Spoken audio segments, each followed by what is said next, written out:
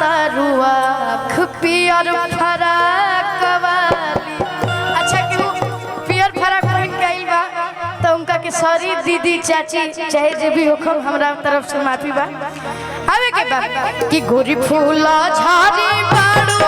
पापा की परी बाड़ू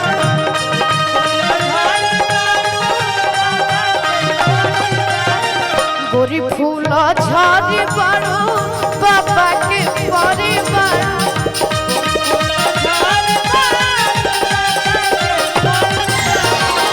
चकचा मारा तारू आँख पियर फरा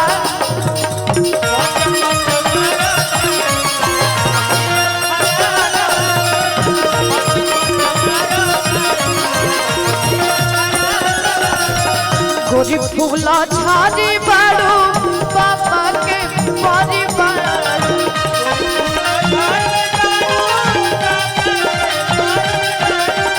गोरी फूला झाड़ी बाड़ू पापा के परी बाड़ू। लेकिन ऐसे ना हमारे नौजवान भाई लोग बाड़े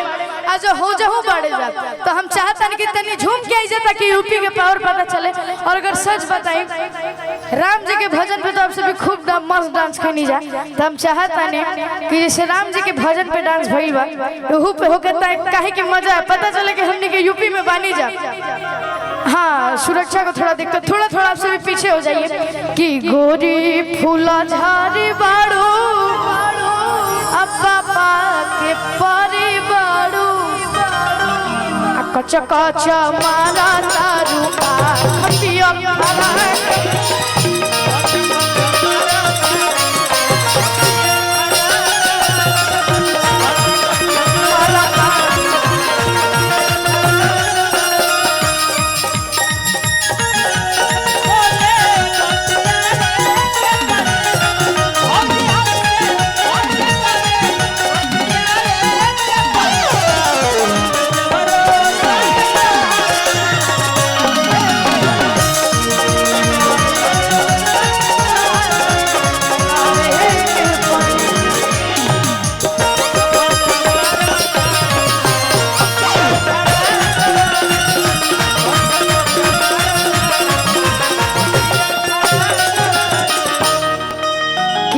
छोटे में खोटे लुसगिया गोरी कि अरे छोटे में खोटे लुसगिया गोरी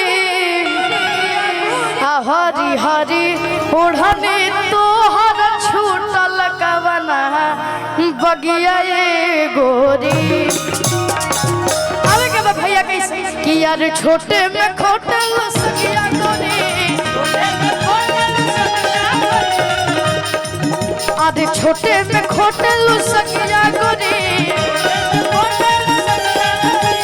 ताके गाइले अलगिया गोरी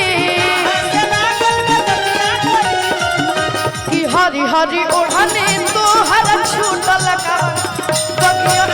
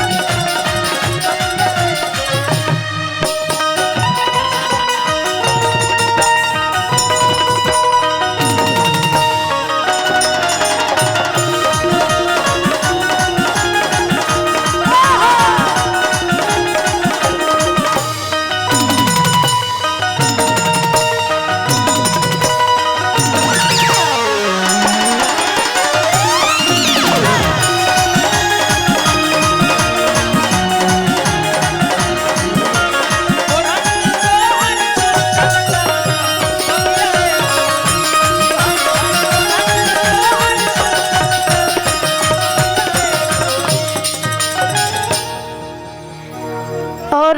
दिल से तो हम कहल चाहम कि जो